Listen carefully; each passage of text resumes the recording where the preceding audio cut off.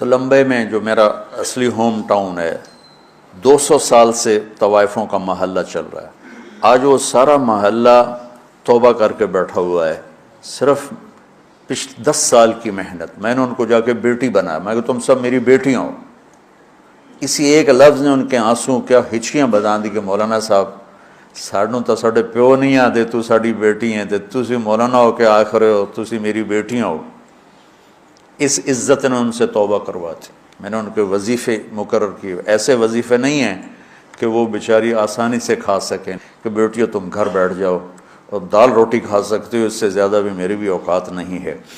تو اللہ کرے اللہ تمہارے گھر آباد. 2 لفظ محبت بھرے پوری زندگی ان کی تبدیل ہوگی. طوائف کہنا کون سا مشکل کام ہے, کنجری کہنا کون سا مشکل کام. تم جانتے ہو کہ طوائف کو طوائف بنانے والے یہ کم بخت مالدار لوگ جو غریب کی بیٹیوں کو کی بولی لگاتے ہیں, ان کے سر پہ عزت کی چادر ڈالتے, ان کی شادیاں کرواتے, ان کے گھر آباد کرواتے, بجائے سے ان کی عزتوں سے کھیلا.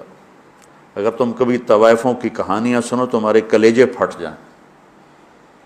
ممبر پہ بیٹھ کے بیان کرنا تو بڑا آسان کام. نشہ پلا کے گرانا تو سب کو آتا ہے, مزہ تو تب ہے کہ گرتے کو تھام لے ساکی.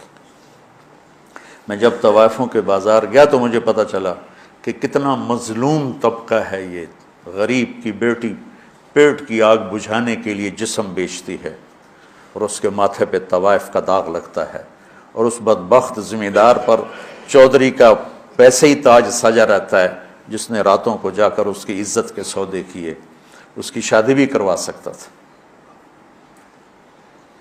وہاں کی طوائفیں بڑے بڑے ذمہ داروں کی بیٹیاں. میں وہیں پیدا ہوا, وہیں پروان چڑھا.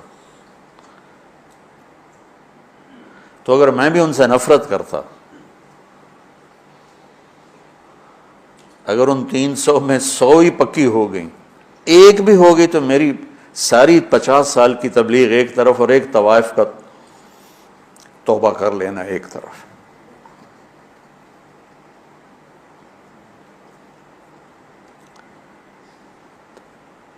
کہاں سے تم نفرت لے کر آئے؟